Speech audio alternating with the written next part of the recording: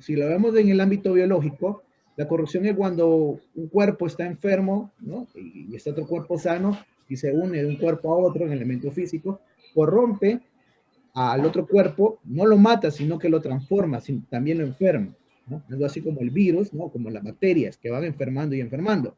Y justamente en el ámbito, si lo vemos del ámbito biopolítico hondureño, eso está pasando también, ¿no? Es una cuestión como una enfermedad que va infectando y infectando. Y no solamente en el ámbito del tema de la corrupción, pero también con la atmósfera, ¿no? Y el pensamiento político que hay en los hondureños, ¿no?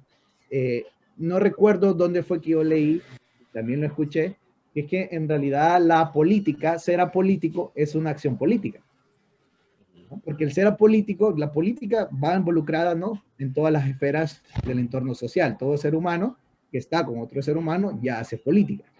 Entonces, el ser apolítico también es una acción política en base a la atmósfera en la cual uno está, ¿no? Las personas que se abstienen, que no les interesa la política, tiene esa actitud y esa acción, ¿no?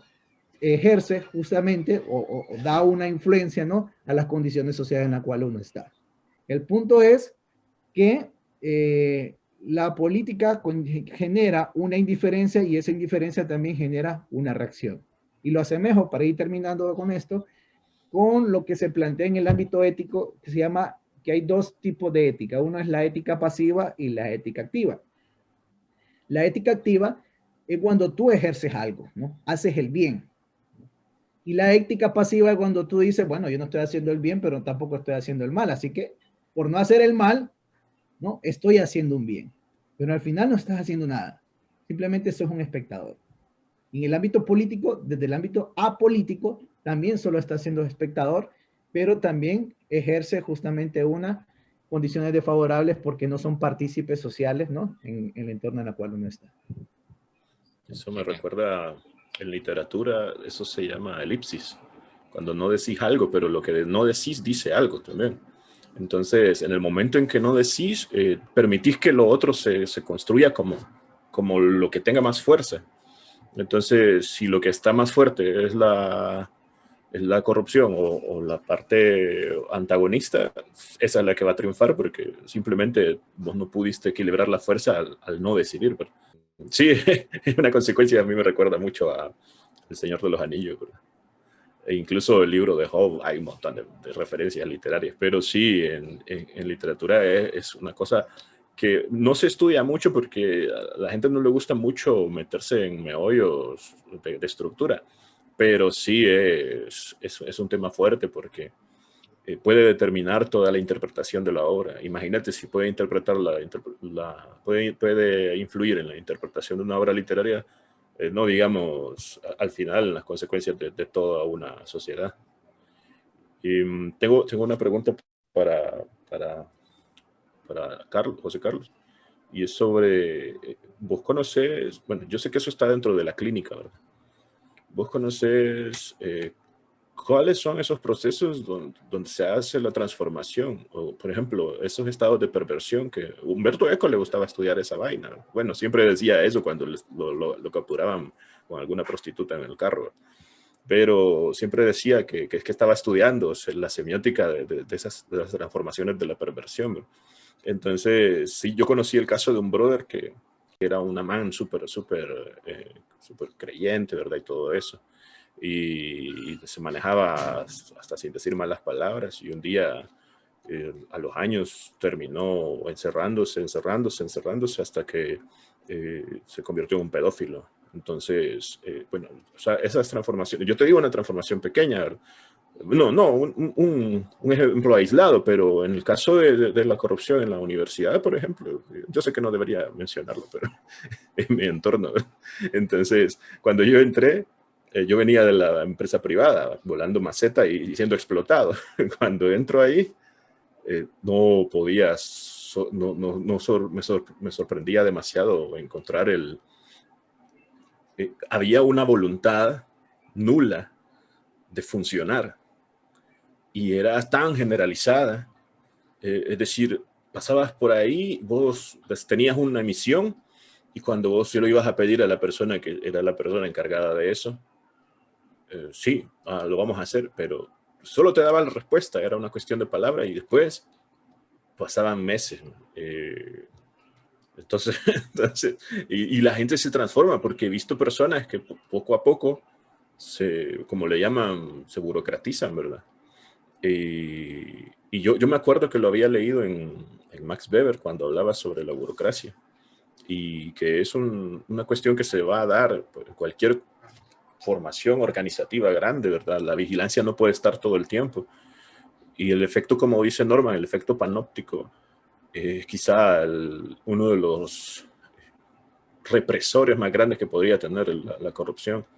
Ahora, mi propuesta desde el punto de vista del arte, porque en la historia del arte han pasado todas esas cosas cientos de veces, pero que para la cuestión de la empatía sí lo he visto nacer entre las personas que están aprendiendo arte. De hecho, te puedo decir un dato que quizá te pueda interesar, José Carlos, para estudio en el futuro.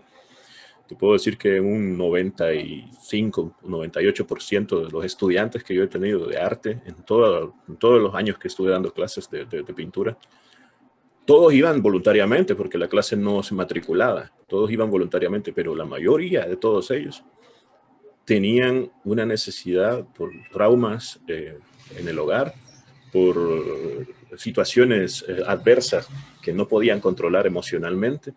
Es como el arte se les brotaba desde el momento en que la necesidad de la expresión se sobrepasaba su sistema de lenguaje, ¿verdad? Su manera de sacarlo. Entonces, en mi caso, sí, concuerdo con Jacob sobre la necesidad quizá. Yo no digo que vamos a tener que hacer campañas, ¿verdad? Como las del CNA, ¿verdad? Porque igual ya sabemos que el CNA también puede ser un mecanismo más, una nube de humo, ¿verdad? Para que todos pensemos que sí están haciendo esa lucha, ¿verdad? Pero sí tal vez se necesiten otros frentes que estén dando esa información, ¿verdad? Que estén dando la información de cómo está funcionando esto o lo otro. Y quizá tendrían que nacer desde la colectividad, como el efecto Hydra, ¿verdad? Que se corte una cabeza y sigan saliendo dos, pero para eso también necesitaríamos una educación y caeríamos, como dice Norman, en esa situación de que educan a una persona, pero no entienden en realidad todo lo que estudió, ¿verdad? Que pasa muchísimo. En nuestros campos nosotros lo hemos visto. Hay gente que pasa por toda una carrera, saca hasta doctorados y todo, pero cuando todas esas cosas que ha estudiado no han aterrizado en su conocimiento real, ¿verdad? No es como el arte, bueno, como por ejemplo en la parte pragmática, cuando ya vos ejerces algo específicamente en un campo, podrías saberte, por ejemplo, yo conozco un montón de gente que se me acercaba y me hablaban biografías de Goya, de Da Vinci y todo eso, pero yo me preguntaba, ¿para qué les sirve conocer eso? En realidad, si el conocimiento del arte al final solo lo experimentas practicándolo. Podrías tener también una noción de él estudiando a alguien que te explique qué significa o qué está haciendo el artista. Pero la experiencia es la única forma de que te dice esto es decir, ya comprensión completa, ¿verdad? Entonces, yo entro dentro de esa parte de que a mí me interesa mucho, quizá no podamos conseguir nosotros una solución, pero podríamos buscar hacer muchos ejercicios, maneras distintas, ejercer planes diferentes y es como si fuera un sistema experimental, ¿verdad? ¿Cuál es el que va funcionando más y potenciarlos? Para la parte visual, yo estoy seguro que esto está funcionando muy bien porque veo que la gente está súper pegada viendo videos. Ahora, hace unos pocos años, Facebook era solo una plataforma donde la gente subía fotografías personales. De repente hubo un momento en que se convirtió en un libro de autoayuda, porque todo el mundo ponía frases de autoayuda, esta es la mierda motivacional y toda esta. Yo sé que soy un poco ofensivo a veces, pero hubo un tiempo que Facebook fue eso, fue una plataforma como de autoayuda. Era una manera de existir, ¿verdad? Lo veíamos nosotros de esa forma, era los 15 minutos de fama que decía Warhol, ¿verdad? En este momento otros me perciben, bueno, y ahora nosotros tenemos está lleno de videos, todo es videos de entretenimiento más que nada, ¿verdad? como le llaman ahora, ¿verdad? Al divagar, el procrastinar, ¿verdad? Que a la gente le encanta usar esas palabras sofisticadas. Entonces, es bien interesante, ¿verdad? Cómo se va transformando y nosotros estamos experimentando eso, ¿verdad? Yo siempre discuto con los de pedagogía. Tal vez sí necesitamos una educación, pero ¿hasta qué punto una formación impuesta podría permitirle una libertad a la persona de seleccionar el camino correcto, ¿verdad? Yo creo que vamos a tener que tener una plática bien larga por la cuestión de la ética, porque, por ejemplo, en mi caso yo he conocido que la estética está muy relacionada con la política, porque desde algún punto de vista antropológico nosotros seleccionamos algo por el beneficio o por el beneficio que nos puede dar. Y entre ellos está la belleza, ¿verdad? Como decía Desmond Morris, la belleza está relacionada con lo sano del cuerpo. Y no vamos a seleccionar a alguien que está enfermo para, por ejemplo, para representarnos en una competencia física. Entonces, desde ese punto de vista, al final, el ser apolítico sí es una cosa adversa a lo que nosotros podríamos necesitar como sociedad. Entonces, desde el punto de vista de esto, bueno, ya me extendí demasiado, la solución, en este caso, mi propuesta para ayudar en este caso es que ahora estoy entrando en el asunto del cine y sí estoy dispuesto a utilizar todos mis recursos para que podamos crear contenido y ese tipo de cosas. Entonces, ahora, la ventaja sería que fueran pensadas por las personas que realmente están interesadas, porque ya cuando empiezan a haber muchos, como habíamos dicho antes, pero motivaciones de perseguir una posición de los 15 minutos de fama, o hablemos directamente del ego, ¿verdad? Entonces el arte empieza a pervertirse en cierta manera. Entonces, la pregunta para José Carlos es directamente, ¿hay algún proceso en el que se vaya transformando el ser humano para que esta ética se vuelva, bueno, para que esta naturaleza corrupta se vaya normalizando? Y a Norman le iba a preguntar la cuestión sobre entre los mecanismos de la ética, ¿verdad? A mí me gusta mucho la retórica, pero en este caso no entra todavía muy fuerte. Pero sí en la parte de la ética, en estas relaciones de la ética con la estética, viendo ya desde el punto de vista de las redes sociales, si te fijas, hay un montón de cosas que han estado utilizando, porque ellos usan el mecanismo de acumular datos de nuestros gustos, de todo eso, ¿verdad? Y los han utilizado, pero de una manera sorprendente. Es decir, estos cabrones están usando mecanismos inteligentes. Claro, yo no hablo de nuestros políticos, porque estos más solo se adhieren a lo que les ofrece estas grandes empresas, porque si vos decís algo contrario, estos más pagan y te bloquean a vos la cuenta. Bueno, yo tiro un poquito a cada uno para que podamos ver si la solución pueda funcionar. Como dijo Norman, quizá educar tenga su ¿cómo se dice? Su bemol por ahí, y no podamos solo concientizar, porque concientizar se ha hecho por años. Hay un montón de grupos de resistencia desde los 80 que los desintegró Ramos Soto, que se han dedicado a concientizar, bueno, a su modo, ¿verdad? Y el resultado, yo no sé si ese resultado tenga mucho. Lo que han hecho es simplemente construir otros que van a seguir su tradición, pero no hay acción. Y la acción de protesta pacífica parece más bien un mecanismo construido por la misma corrupción para que no sea mayor molestia que mirar a una gente pasar. Así de eso, del pacifismo hay que hablar. Perdón, Isaac hizo la pregunta, la que sí anoté, perdón, fue me preguntaba sobre técnicas para desarrollar empatía. La verdad es que no conozco así como hablar, digamos, de técnicas puntuales, pero no sé, o sea, puedo pensar ejemplos, ¿verdad? Como dijo Norman, pues la impartición de justicia, digamos, creo que así lo entendí, la impartición de justicia, las cuestiones sobre no sé si decir vigilancia, pero no sé, un monitoreo. Creo que sí, son digamos, formas de inhibir, digamos, la corrupción, no sé, de controlarlo, de regularlo. También está en dar el ejemplo, ¿no?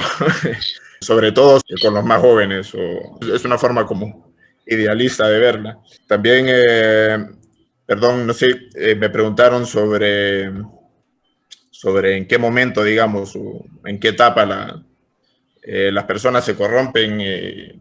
Claro, en la diversidad de la humanidad, no todas las personas son iguales, cada uno tiene una historia individual. Habrá gente que atribuye las acciones, las conductas de las personas a la crianza, ¿verdad? En los primeros años se habla mucho de otra postura, puede ser, digamos, la sumisión, la subordinación en las organizaciones. Se me ocurre como ejemplo de la corrupción en las organizaciones militares.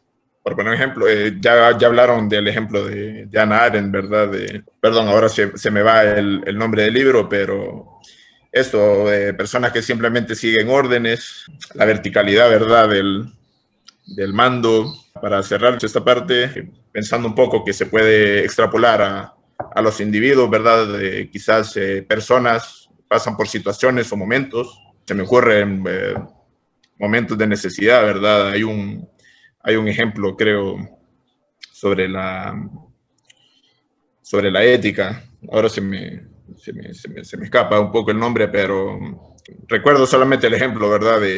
Creo que es una persona, una madre, ¿verdad? Que se enferma a su hijo y qué es lo moralmente correcto hacer. O sea, digamos, si ella está en disposición de robar, si, qué es lo moralmente correcto, si robar o no, o dejar que su hijo muera. Antes de introducirnos al siguiente tema, lo que quiero decir es de que este proyecto, que vamos a hacer varias rondas de grupos de discusión, también obviamente nosotros no podemos cambiar las cosas desde la institucionalidad porque no tenemos el poder. Entonces también queremos que surja la creatividad para ver desde el medio en que estamos nosotros, o proponer también cosas que, por ejemplo, vos dijiste, José Carlos, dar el ejemplo y tenés mucha razón. También otra cosa podría ser, si alguien se mete en una cola, decirle, vos corrupto de mierda, salite, esa mierda es corrupción, hijo de puta, o algo así. Bueno, algo así puede ser. Mira, la Mara ahorita que linchó a un man por matar a un italiano, por matar a un viejito. Sería bueno que lincharan a la gente que hace pendejadas así, como meterse en una cola. Pero es que tiene bien raro esa cosa. Sí es bien interesante porque yo sé que allá en Choluteca hay bastantes casos de pedofilia y de violadores que andan por ahí, que la gente sabe quiénes son, ¿verdad? Pero no reaccionan. Porque tienen una cosa como supersticiosa que dicen que esos manes están curados, que no les entran las balas, cosas así, ¿verdad? Y ahí me recuerdo de ciertas preguntas, porque ahí reaccionaron todos. Pero me recuerdo de una pregunta que quería hacer, ¿verdad? También es, ¿hasta qué punto hacer el bien es hacer el bien, ¿verdad? Porque en el caso de lo que dijo José Carlos, si una madre tiene a su hijo enfermo, o cualquiera de nosotros, si nosotros tuviéramos un hijo enfermo, es a lo que sea, ¿verdad? Pero ¿hasta dónde? Es decir, ¿hasta dónde puede ser? Porque ella puede tomar que sea malo robar, pero también dentro de su mecanismo de moral puede estar muy mal prostituirse. ¿Cuál de los dos sería el más, el maligno, verdad? Entonces, en el caso del arte sucede bastante eso. Entre los artistas se da mucho el nepotismo. Hay muchos artistas consagrados, ¿verdad? Los que le llaman consagrados, que no permiten que los jóvenes entren a los círculos de compradores, porque tienen miedo que al cliente le guste más el trabajo del joven, ¿verdad? Y que dejen de comprarle a ellos, que tiene sentido porque no hay muchos compradores. Entonces, en el punto de vista institucional, sucede lo mismo, ¿verdad? En la parte política y también en la parte... Entonces, si no vamos a poder atacar por ahí, nos va a tocar buscar otro mecanismo. Ahora, la cuestión del bien y del mal sí está condicionado también a estos agentes culturales como la religión, y muchas personas pueden, bueno, si yo miré un documental, no era un documental, eran unos fragmentos de grabaciones que se hicieron con la Contra en las montañas durante los 80 cuando estaba Honduras entrenando la contrarrevolución para atacar a Nicaragua, ¿verdad? Y los muchachos estos los entrevistaron y decían, es que ellos no tienen a Dios, nosotros sí, por eso, ya saben, ¿verdad? El discurso de los cruzados. Sea la voluntad de Dios y porque es voluntad de Dios vamos a ir a quitarle la tierra al otro, ¿verdad? O a invadirlo. Bueno, no me quiero pasar el tiempo, solo quería decir esa cuestión, volvemos a esa cuestión y eso es lo que yo pienso en cuanto al que es un poco delicado a la hora de analizar un caso como el del señor que fue, ellos tienen razones para linchar a otras personas, pero tal vez no saben la magnitud de un daño emocional como el de la violación o la pedofilia, ¿verdad? Entonces, pero ven al otro muerto. Y ese es el único, para ellos quizá el único parámetro ya de basta, ¿verdad? Entonces, ¿cuánta muerte debería haber en Honduras para que haya un basta?